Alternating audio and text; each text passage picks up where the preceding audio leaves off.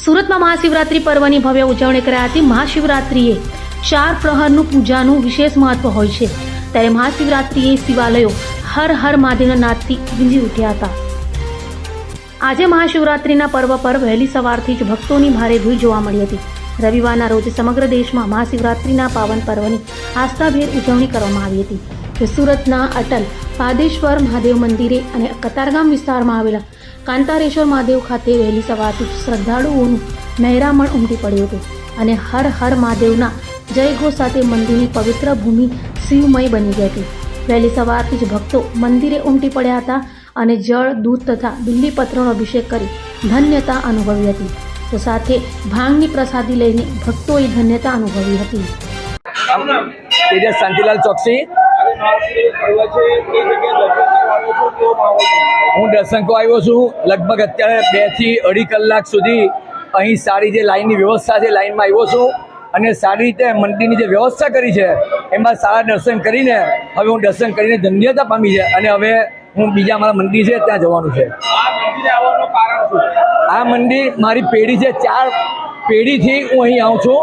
Most પરંપરાગત અને અમારા દરેક કાર્યો પરિપૂર્ણ થાય છે અને શ્રાવણ મહિનામાં 4 પેઢીથી અમે આખો શ્રાવણ મહિનો પૂજા અર્ચના કરીએ છીએ।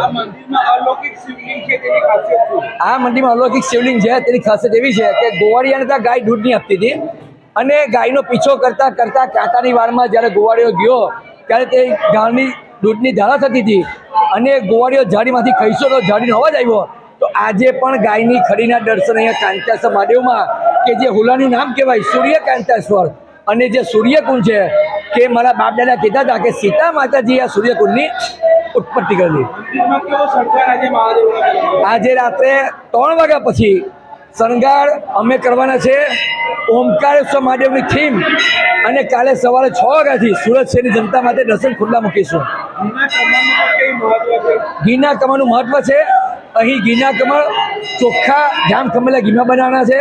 આ વર્ષે 50 કિલો ચોખ્ખા જામ ખમેલા ઘી છે અને પરમ દિવસે બપોર પછી દરેક ભક્તોને જેને નિસંતાન હોય એને સંતાનની પ્રાપ્તિ થાય છે। અમારો અનુભવ છે અને ભક્તોની શ્રદ્ધા છે અને માસિક પ્રોબ્લેમ હોય તેને પણ તો એ લોકોને પરમ દિવસે 1 ચમચી ઘી આપવામાં આવશે। એમાંથી શીરો બનાવે અને શીરાને લોકો ગ્રહણ કરે છે અને દાદા એની મનોકામના પરિપૂર્ણ કરે છે। અભય થઈને નિષ્પક્ષતાથી નિરપેક્ષ રીતે વાસ્તવિકતાનો અરીસો રૂપી સચોટ માહિતી લાવતો સત્યની સાથે અભય ટાઈમ્સ।